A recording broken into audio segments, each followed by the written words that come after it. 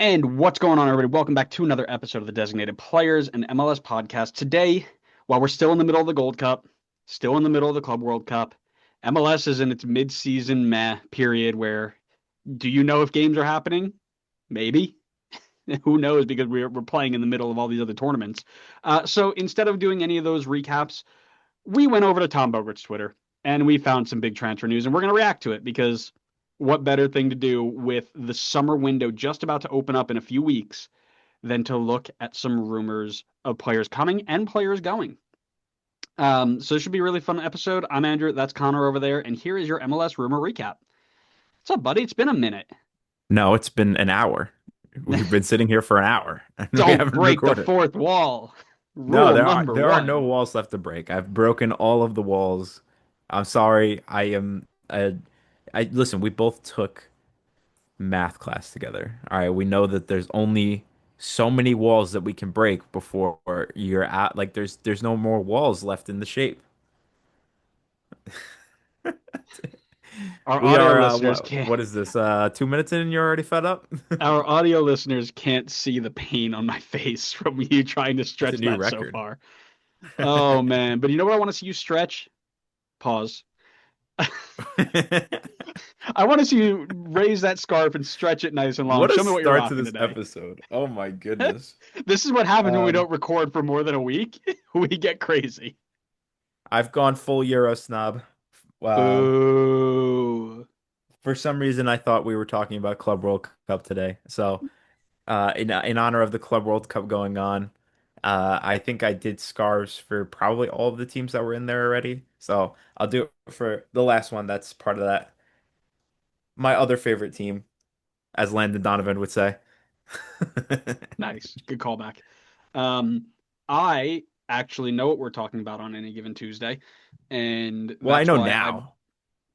I didn't know when I was picking my scarf. That's the and problem. that's why I've brought out the blandest scarf That that I looks like have in a my collection. Without the logo, it looks like you have a scarf for Guatemala. Literally, or yeah, and that's what I mean. Like so, and I think I've told the story before, but I got this in the stadium my first time at Bank of America Stadium, and their selections were this, like a plain blue one or an Argyle one, and I was like, this scarf selection sucks.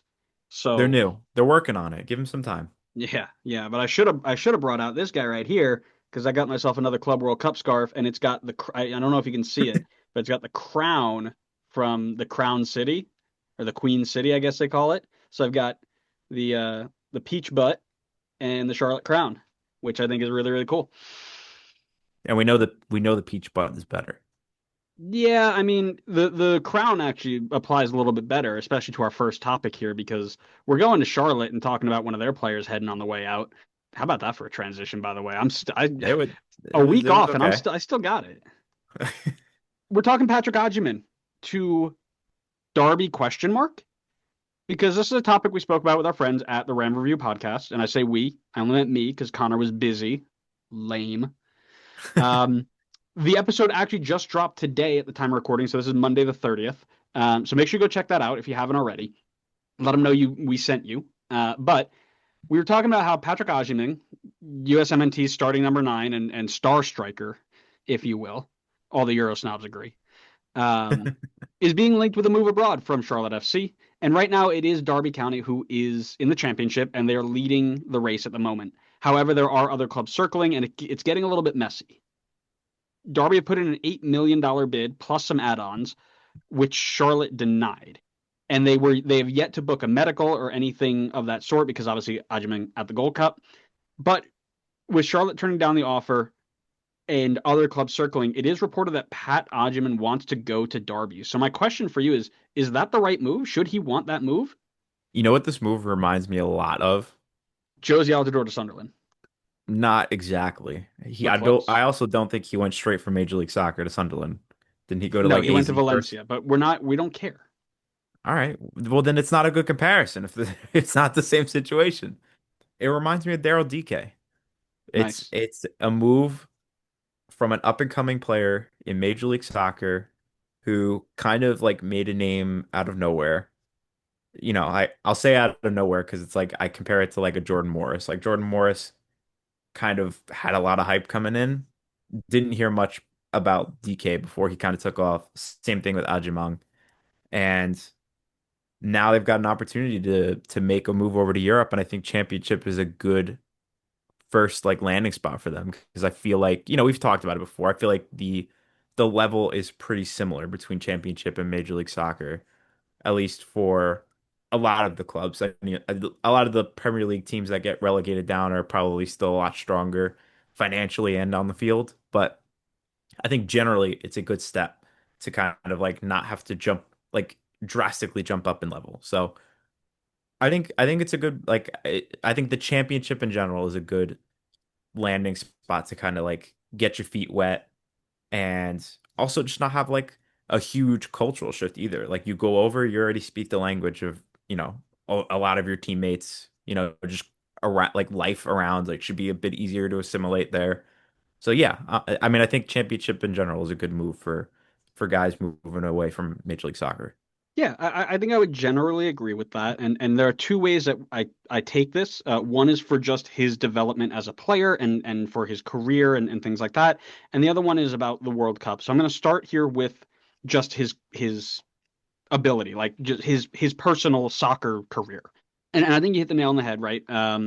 The championship is very similar to MLS. It's a very physical league. We talk about that all the time, and we see a lot of players from the championship come and be successful in MLS and vice versa. It's not something that's completely out of the ordinary. However, there are other things that worry me about this, and I mentioned this on the show with Rams Review. And the first part is his level is very, and what I said on the show was you can still tell that he was a D3 player at one point because in the D3 game, when you're that big and that fast, you get into this mindset of, I'm going to hold the ball up, then I'm going to turn you and I'm going to run 45 yards and score on you. And he's tried that a lot at the national team level, and it's getting out of his game, which is really good. And he has success with it at MLS as well because he's just so big and fast. But it very likely will not work at the next level, right? At the next step. And he's got a lot of other things to learn about the speed of the game and things like that. But you know, is Darby the team going to be the team that helps him fix all of that? And I'm not sure because they'll be in a relegation battle. They will, or at least they were last year. And my guess is that they're not going to magically turn that around tomorrow. So the the team itself worries me. Like if it was another team in the championship, I think maybe we have a different feeling about this. But is this the right move for him? I don't know. And on top of that, what came out from Corey from that chat with Rams Review was that Derby have already signed two strikers and are working on a third who are the exact same profile as Pat. Big, strong, target forward type players who they're going to run behind off. So not only does Pat now have to adapt to a new style of play and a new city and a new coach and all of this other stuff and learn the game to another level, he now has to fight 2 to 3 different players who do the exact same thing as him, who have been doing this in this league, in this country for years. So, how long is he going to sit behind them before he gets a chance? And what will that do for his development is one of the things that I'm worried about, right? That being said, if Derby are coming in with an 8 million purchase for you, which is crazy for a low level Champions League championship team, by the way, uh, and Charlotte says, okay, we're not going to make you a DP, we're not going to pay you what you want, I think you have to go, right? Yeah, I mean, I didn't have the context previously that they're signing all these strikers. I have to wonder what they're trying to cook up with that one. I don't know why you would need four strikers potentially, or even if you go with three, I still feel like that's a bit excessive. But I think that's a fair point. I think the one thing I will say with the relegation fight is, maybe at least the pressure is a bit off. When DK goes over to West Brom back when he did, I feel like West Brom wasn't too far removed from being a Premier League team. So I feel like there was a bit more pressure to like you should be performing well. Like this is a team that should be fighting to get back into the Premier League versus you can go to Derby and it's like, okay, we're just trying to stay up. Like expectations are kind of low. The pressure may not necessarily be there to be like, oh, we have to be performing every single week, getting results against all these teams. It's like, if there's bad weeks, it's maybe a bit more expected just because Derby's kind of still finding their feet again after the whole mess they went through in recent years. So like maybe that's a silver lining for him if he does go to Derby, but I think I agree with you. I think it's concerning if he moves over there and then he just sits on the bench. Like that's not the environment you want to see. Like that's failed so many of these guys when they move over. Like Jordi Mihailovic, right? He goes over to Netherlands and maybe it's just he wasn't at the level and it wasn't the right move, but you end up not playing and then you just come back to MLS years later. But it's like you're going to do that in a year right before the World Cup. Like that's crucial. That's a major year. Like you're pretty much taking yourself out of the running. Like I'm not saying Agyemang's in the running for starting. I think that's kind of out of the question. But if he wants to even be in question for making the roster, I think, he needs to be playing this year. He can't just go to Derby and then sit on the bench for the entire year and get maybe 500 minutes.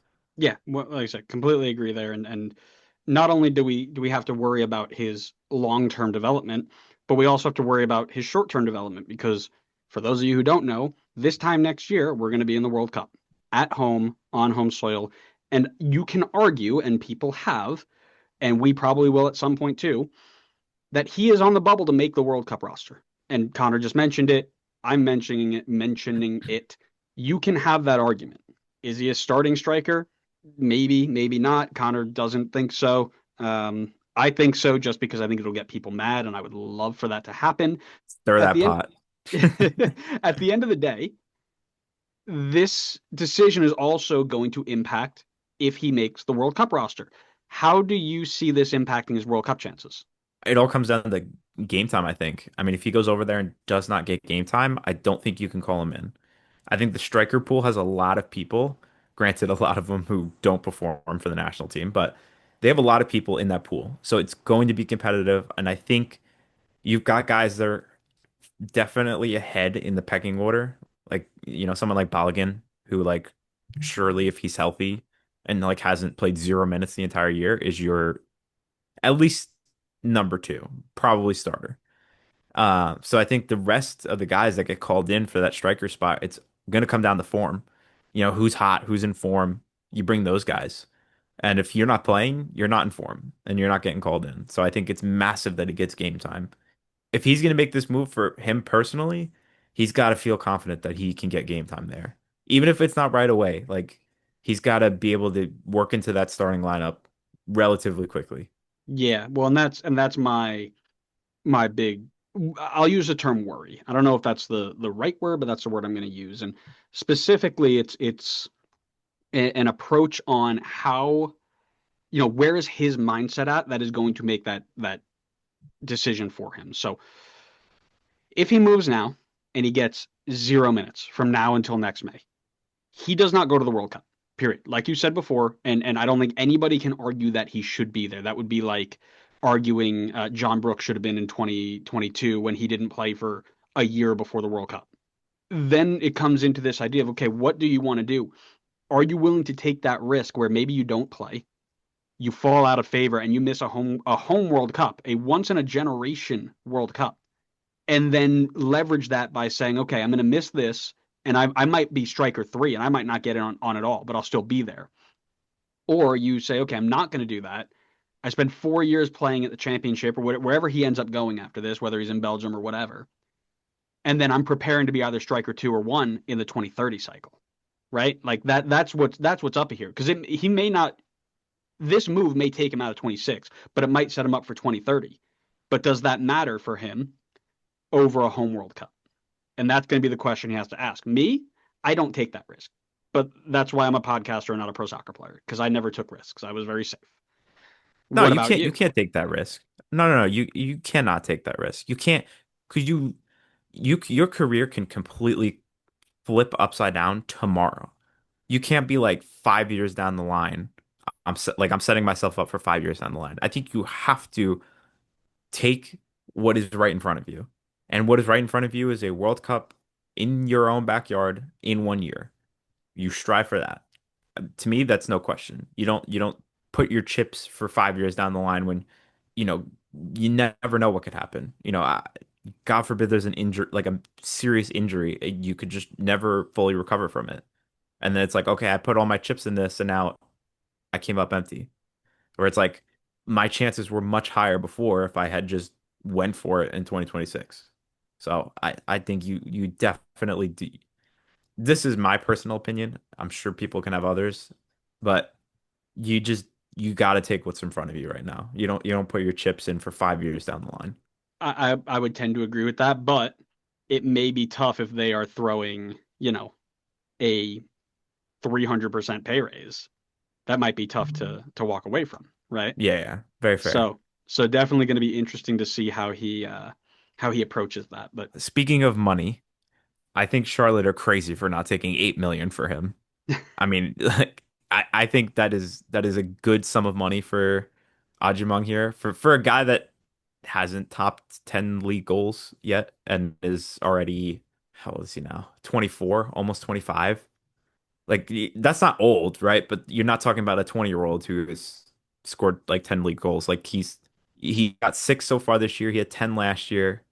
Hasn't played more than 2,000 minutes, and they offered you 8 million, which is like in the grand scheme of things a small amount of money, but like in Major League Soccer terms, 8 million is like a good amount of money. I feel like I would have taken that personally. I don't. What are your? Would you have taken that? well, duh. I mean, by the way, I'm not how saying you how person. I'm not saying like you pocket the money personally. no, I know, but and anyway, that's the ceiling for a player like Pat Oggiman is very, very volatile, right? He can turn into the next Rom Lukaku, where he is just a dominant hold-up player who's always talked about it having a bad touch and whatever, but ends up being a top goal scorer for a bunch of teams. Like I think I saw something come out that he was like one of Belgium's like top three goal scorers of all time, something like that. And he could turn into one of those players, or he turns into just another really big guy who can't do it, right? So you don't know where that's going to land, and if somebody's coming in throwing that money, I think you take it, right? And I'm not saying that I think he's going to be poor. I think his ceiling is high if he continues to get minutes. But my worry is that he's going from 24 and now he's going to move overseas, possibly have 2 years where he's playing reserve team football, and now you're 26 on the fringe of a relegation bound Derby team. I don't know if that's the right move, but let us know in the comments what you think. Let us know if you think this is a good move for him or if he should hold out for the World Cup, hold out for other teams. Let us know what you think. From one player leaving with a ton of potential to another player who leaves with a bit of a dud. Olivier Giroud has unceremoniously left LAFC. Like many of the old aging stars before him in the black and gold, his time here was average. Average. 38-year-old came in with really high expectations after a really strong year in Italy. I remember recording that video when he got it confirmed, and we were over the moon. We're like, this guy dropped, 13 in Italy. He's going to be so good for LAFC. And now, after just about 1,400 minutes in just about a year, he has 5 goals and 3 assists as his time is up in LA. I think it's safe to say that this was not a home run that we all thought it would be. But my question to you is, who is to blame? Is this on Giroud for not working hard enough to make it work? Or was Steve Cherundolo and the system at fault? I'm kind of more Don't do it. tempted to. No, I'm not leaning on the fence. Do not Okay. straddle that fence. I actually was I gonna was put in going here. to say I was gonna put in my notes here. Connor, do not straddle fence. But I thought, yeah, I didn't even think you were gonna take it. I did it. You didn't even give me a chance. That's not fair. What I was going to say is I lean more towards saying that LAFC is the one at fault here. I mean, you're you know what the system is in place, and it was always going to be a risk bringing in a 37, 38-year-old player. And yes, his numbers were looking good before he came in. He was doing very well with AC Milan. However, that regardless of that, again, it is a risk to bring in somebody who is 37, 38 years old. And I think you just have to know what your system is. Like I can't think of an aging attacking player for LAFC that's been successful for them. So it just I don't know. I would say I don't necessarily think it's on Giroud. I don't think it was he doesn't strike me as the kind of guy that's like, oh, I'm just gonna come in and not put in any effort. I mean, I think, he probably tried to make it work here. LAFC fans could probably say how much effort he put into trying, but I'm more inclined to say that LAFC probably should have maybe like looked into some other options, maybe done a little bit more homework. Yeah, I'm very, very similar to you in that sense, where I'm on the side of the fence where it's the front office and the system. There are very few for I'm just gonna go back on something you said where you can't remember. I think Chiellini was a good older Well, player that's of why I his said time. attacking older player Okay, because I I might have think missed. he was good as well. That's Yeah, I why I might have. All right, specified I might have missed attacking. that. You start everything you say just kind of merges, you know. In one ear, out the Um, other. No, I yeah, know. exactly. There are very few high profile players in the world that you bring into a team and mold a system around, right? And LAFC actually already had one of them, and that's Carlos Vela, right? And he wasn't terribly old at the time, but for years, even when he went into the wrong side of 30, you still played around him. Olivier Giroud is not that guy, right? You're not that guy, pal. You're not that guy. See, kids, I can speak in memes too. I'm hip. I watched him play against Chelsea in the second half in Atlanta for the Club World Cup, and it was just underwhelming because you saw him try to do what he was directed to do, right? Be a guy that we can either play off of, or if we go direct, turn and get in the box for Bouanga, get the rebound. And he just he didn't have the pace to do it. He's 38 years old. Of course he's not going to, keep up with Denny Bouanga, right? In fairness, he's never had the pace to do this. His Correct, game has correct. never. Yeah, and what bothers me is the idea that, you know, playing this explosive counter-attacking style with 38 years old Giroud at the front of the line was never going to work. And you knew that was never going to work. And in that explosive style that they play, this LAFC style, very rarely did they actually try to find that target player, right? So when we watch them play, even when Giroud came on, they very rarely tried to find this high target. It was always 1 to 3 passes throughout the midfield and back line. And then, okay, where's Denny? Let's get it over to him. Or where's David Martinez? Let's get it over to him. The striker was just the next guy. So it just didn't make sense that you were trying to play this way. But then it begs the question, and you were kind of hinting at this before, where did the scouting go? Because I didn't watch him at Milan. But if you're trying to tell me that he was that much different a year ago, I don't know if I believe you. I don't know if I'm gonna sit here and let you say, oh yeah, Giroud was picking the ball up at halfway and sprinting by players because, like you mentioned, that was never his game. And even when he was trying to get in on the end of crosses, Danny Bouanga, at least in the Chelsea game, and I know that there are other moments where he does different things, but when Danny Bouanga went 1v1 to try and beat somebody and cross it, he didn't have a lot of success. I mean, Reece James played very well against him. I'll give him that. But his best trait was when he was going fast, in behind, going at goal on his own. So if you know that's going to be your style, where does Giroud, who is known for, at least my knowledge, is known for getting on the end of crosses, where is he going to fit in? I don't necessarily see that, and that's something I think I could put my hand up and say, yeah, I misjudged that because that's what I thought was going to happen is in transition we're going to find Denny Bouanga, somebody's going to slow him up, he's going to beat him one on one, chip it to the back post, and Giroud's going to score. Didn't really happen, right?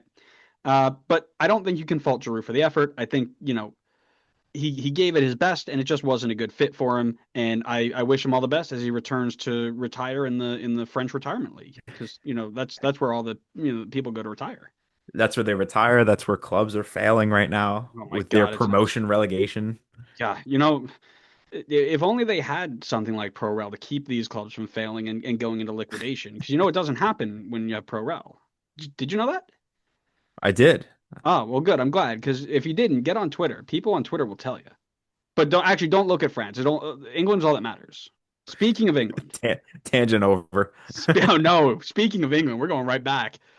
Oh no. Have you heard that the biggest fraud? Actually, no. Where does this guy rank on the biggest flops in Chelsea FC history? He's got to be like 35th based off of price and his performance. But we're talking Timo Werner back to RBNY, baby. And the question is, are we really doing this again? And you're damn right we're doing this again. Red Bull going back to back MLS Cup because this is the missing piece, baby. This is what we need. Timo Werner back in. All right, let's go do this professionally. Because for the 148th time in about 2.5 weeks, Timo Werner is being linked to New York Red Bull. Just 29 years old. Last time we talked about him, he's 28 because we keep talking about it. But he has had quite the career. And just to remind people, he lit it up at Stuttgart's youth system. And then the biggest club in Germany, RB Leipzig, bought him on a hot run of form. and he kept it up in Germany and dropped like 40 something goals. And then, oh yeah, that's right. Just like any player who has a semi-decent 34 minutes of form, Chelsea dropped 50 mil on him. Um, and he was bang average at best for Chelsea. 10 goals in 2 seasons, well, 10 league goals in 2 seasons, almost 4,000 minutes in the league, which prompted a return back to the Bundesliga. And I could see Connor already getting in there, getting his response ready. Actually, he scored 18 goals if you count Leagues Cup and this cup and that cup. Don't worry, I'm ready for it. He went back to Leipzig, didn't really get on there. Then loaned to Spurs, didn't really get on there. Both failed to produce anything of substance, and he has been made aware that he is not in Leipzig's plans. He's not in Spurs' plans. They need to offload him, and Red Bull, with DP spot in hand, is ready to take that number from one accounting checkbook and put it right on the other without passing any actual money. Because wire transfer fraud is really, really underlooked in soccer. Thoughts on the move? Sorry, I had a lot of fun writing that. I needed to put that all out there. There you go. Yeah, I'm glad you had your fun. You missed the major fact that Timo Werner is a Champions League winner with Chelsea, by the way. COVID So champion, yeah, all of COVID that money champion, spent was worthwhile because COVID guess champion. what? That Champions League also has us in this Club World Cup right now, which is making us tens of millions at the moment. Oh, So I good. So you would can say it top it was on another worthwhile. another player who's got 4 goals and 15 appearances, so he can sit on your bench and rot. Yeah, actually, they legitimately just did. They just bought João Pedro from Brighton, so that's for 50 million. So there you Oh go. man, that's funny. The cycle continues. No, Timo is the perfect New York Red Bull striker because he is the type of player that gets himself into good positions and cannot finish the ball. So he will fit the Red Bull system beautifully. So actually, I am in full support of this move because he will continue the pipeline of strikers going to New York Red Bulls and constantly underperforming their XG, which he has done so to a massive -13 since FBref has started tracking XG. So I am very much looking forward to that for you. What I will say, I actually feel like Timo Werner could have been a good fit for LAFC in counterattacking because he is rapid. Put him with Denny Bouanga, I actually think that would have been a 100 times better fit than an Olivier Giroud. But nonetheless, he's in the Red Bull system, and once you're in the Red Bull system, you're not allowed to leave. So Red Oh, Bull's the absolutely. only place he's going. Matt Miazga begs to differ. Caden Clark begs to differ. Yeah, and what Pat happened when Mi Segrist begs to and differ. what happened when Miazga left the system? Yeah, he had his career ruined by the career ruining club. Um, Which is the same thing that happened to Timo when he left the system. I love how you're sitting here hyped over it. You're like, I love that my club ruins careers.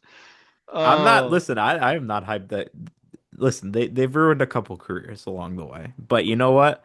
It got us a Champions League and it's getting us top four. all right. And that's all that matters. Enough of the Euro snob talk. Let's talk about the real league that matters. I'm here for it. Still here for it. Was here for it last year. Here for it this year. He has blistering pace. You mentioned that already. That is the biggest need for Red Bull. We've got Eric Maxim Choupo-Moting and Emil Forsberg as our players who cannot outrun. I mean, the majority of the world's population. If you made me guess. That being said, we do have two players in Mohamed Sofo and in Sergio Goma right now who are doing that running in behind, but they don't have the quality to finish plays off. Specifically, Sergio Goma. Sofo's had a really good year, but Ngoma is coming back from injury, still trying to find that form. He hasn't quite got there yet. I know he will, but he hasn't gotten there quite yet. So to have somebody like Timo Werner come in and provide that pace with a little bit of quality as well would be really, really good for us. And like you mentioned, even if he doesn't fit, or rather, let me rephrase that. Even if he doesn't score goals, then he fits even better into Red Bull's system because what would Red Bull be without an expensive striker who cannot score goals? Agreed. Yes. So the question then is, how does Timo Werner fit in? Are we looking at a two striker system with Red Bull? Are we looking at a wide player? What do you think? You know, you and your massive Red Bull knowledge, where do you think Timo is going to fit in here? I mean, I think if you are going to go with a double striker system, Timo is not the one that you would have drop deeper. I think that's definitely Choupo-Moting's role in that two striker system. Team like you said, Timo Werner, he's there for pace, right? He's going to be the guy that sits on the shoulder of defenders, looks to make runs in behind, where Forsberg can find him, and then take his chances one on one. So I think if you're gonna consider Choupo-Moting to be like a second striker, I think he's the guy that's gonna play deeper. Maybe he's a little bit more hold up play, kind of just controlling possession a little bit more, and then Timo gives you that option to play on the counter.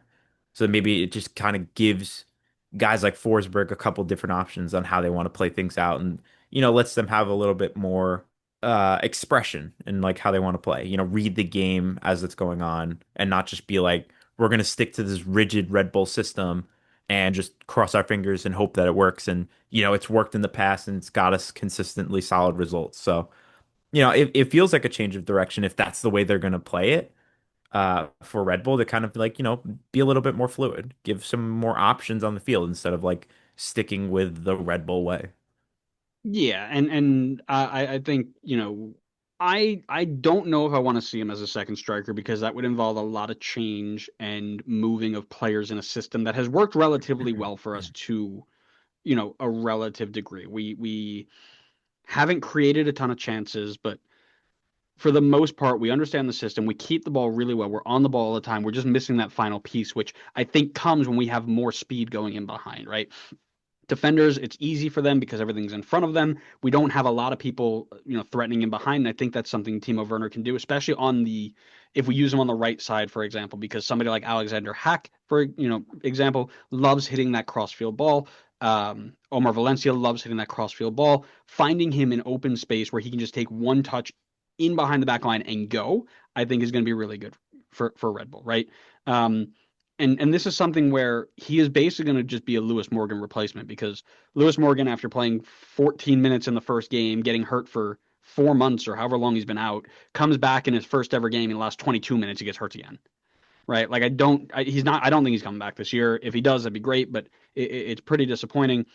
And the idea for me is that I think Timo Werner will not be a second striker, but I think he will be one of those offset attacking midfielders where it'll be him and Emil Forsberg who are kind of up there, or him and Mohamed Sofo, or somebody like that, where he's going to be the second guy. Where much like we were just talking about with Pat Agyemang a little bit ago, if you play him, what we like to play into Eric Choupo-Moting's feet, and then let him lay off and run off of him in that style, this is where he would fit really well. So I'm excited to think that he might be really really impactful in that role. But then again, I am a Red Bull fan, so I understand that all of my hope will die within the first 4 minutes of him being on the field, and that's okay, right? I think we both agree that he'll probably be more of a help than a hurt. I don't see how this hurts Red Bull, but again, he's either going to help us or he's going to fit right in with every other striker we've ever signed and be, $6 million of wasted talent. So, I mean that's where he comes in and hurts you. He takes up a DP spot and he comes in and continues to not be able to finish his opportunities. so he doesn't hurt us. He just keeps us at the status quo. You can't bring us any lower. I watched Tom Barlow and Oh, Patrick you Klimala. can go lower because you could No, just miss the playoffs. come on. This is MLS and Red Bull. That's like peanut butter and jelly, baby. That you don't separate those two things. The one thing you will separate though is MLS and Nico Lodeiro. One last topic for the day because he has left MLS. He's going back to Uruguay to end it where it all started with Nacional. Quick recap on his career here. He signed for the Seattle Sounders from Boca Junior in 2016, and he went on to be one of the best playmakers in the league. 100 goal contributions in his time in MLS over 238 matches. That's 42 goals, 58 assists. That's insane. Add in another 15 goal contributions in 31 playoff games. He's a two-time MLS Cup champion. He helped bring home the CONCACAF Champions League back to MLS for the first time in 2 decades. He was fantastic. But the question is, to wrap up this episode, where do you rank him among? I'll let you pick. You can either do number 10s in the league all time or designated players in the league all time.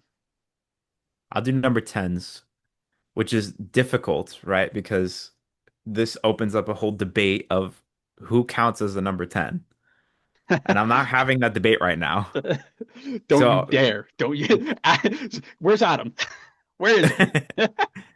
So I think to avoid having to go down that whole debate and just to kind of like play it safe and just assume maybe a couple of these guys get classified as a 10. I think that he is right now probably like maybe just outside the top five for me or like just on the lower Ooh. part of the top five for me. Ooh. That's interesting. Yeah. Depends on like certain guys on if you classify them as attack number 10s or not. Yeah, I can see that. Like I said, he did it all, right? And one of the things we talk about all the time is like, oh yeah, one of the things that we always equate with the rise of the Seattle Sounders like dynasty, that 2016 to 2020 range where they were just always in the top of the West, they were always in the champion, or the MLS Cup finals. I mean, all these different things that started after they signed Nico Lodeiro, because before they signed Nico Lodeiro, they were like bottom three in the West. Nico Lodeiro comes in, gets them just in the playoffs, and the rest is history, right? And that is so. I mean, how many DPS do we see signed? And I know not number 10 specifically, because now I'm taking the DP route because you took number 10. That come in and are good, but don't make an impact on a not so good team. First name that comes to mind is Zlatan Ibrahimovic, who came in and ran the show in LA with the attack, scoring all these different goals and missed the playoffs twice, or made it to the playoffs once and lost to LAFC and missed the playoffs after that. Right? It takes a special level of player to control the game to the point where you take a team that shouldn't be in the playoffs and turn them into a dynasty. And that puts Nico Lodeiro in such a good position as going down as one of the best designated player signings of all time. Okay, but like, okay, so grain of salt with that, right? So Nico No joined in, grains of salt. yes, Keep your grain of salt salt. for your fries. I I understand that he came in that particular season and really helped turn that season around for Seattle, and they went on and made a cup run and won the whole thing. It's not like Seattle was this like dumpster fire before that point. I mean, they won the Shield in 2014, and they were sixth Shield in 2015. It was a down start to the year, but it's not like this was a garbage organization and a garbage team that he walked into. I agree that I think that he was like the perfect face for Seattle because he was always consistently good, and that's exactly what Seattle was. They were always consistently good. But the one thing is like he was just never like the way I describe it is like dominant, right? Like he was never putting up Vela numbers. He was never putting up Zlatan numbers. He was never putting up like I'll even say Diego Valeri numbers. But he was always very good for them. That's exactly what Seattle needed. And he is like the epitome of their success during that like mid to late 2010s run. They had 6 wins in their first 20 games of the 2016-17 season. Yeah. They only lost twice after that, except for Yeah, the I'm MLS Cup saying that final. this it's not like this was some team that was in like 20th place for the 3 seasons running before he joined. Like it was a talented team still Was that it? was in bad form. I mean, they won the Shield 2 seasons before that. How They were much how sixth the much year before that. how much change goes into a team 2 years in MLS? A significant amount. Nowadays, probably not as much back then. Listen. Here's what I'll say because I don't want to sit here. This is not an argument. This might be an argument for another episode. Sounds like it is. And a Um, good one at that. a good one. We might need to break out top 10 for this. Ooh, okay. Top 10 DPs, top 10 number 10s. I think we did top 10 DPs, didn't we? No, we did top 10 worst DPs, didn't we? We did. Oh no, we We did. definitely did worst. We did. I'm Did we I'm do? gonna look it up here I don't while we know. do it. No, but the idea for me is in terms so when you rate designated players, there are always these really wide levels of comparison, right? How did they impact the league off the field, right? The Messis, the Zlatans, the Beckhams, right? The people who raised it to another level in terms of visibility and stature and things like that. Then you have the people who came in and raised awareness in their, you know, in their area, right? Just their team, right? The Pirlo via Lampard type of thing, right? Like these three guys coming over, one last hurrah. Everybody in New York knew about them, stuff like that. Then you've got the ones who actually showed up and did something. And in that scenario, I think it puts him in a top 10 designated player of all time role. Yeah, I wouldn't disagree with that. I mean, well, maybe you'll have to wait and listen to our designated player top 10 list I think that's if we haven't done that already. yeah. We did homegrowns. We definitely did something. We Oh, did I top. think I'm thinking of top 10 strikers. That's what I'm thinking of. Yes, I think yeah, that's what Because we I did. We did remember top our 10 whole strikers. debate over Landon Donovan. Yes, that's right. That's right. That's right. So yeah, we haven't done top 10 designated players yet. So that might be the next one up. That might Or be, number yeah, that might be 10s. on the docket. Yeah, or number 10s. So listen, make sure you subscribe for that because that will come out and you will want to hear that. The last time we talked about number 10s in MLS, Adam quit the show. So It's a perfect opportunity to bring it back in. oh my Pick up where he God. left off. I don't know if I could handle that. I will call him. That might be fun. Um, That would be fun. That'd be a fun one to do. Listen, thanks so much everybody for listening. We hope you enjoyed it. Like I said, make sure you subscribe and stick around because we got some really good ones coming up. Top 10's coming back. Gold Cup review. Club World Cup review. Leagues Cup preview is insanely 1 month away. Our Leagues Cup preview will be here in 3 weeks. That's terrifying.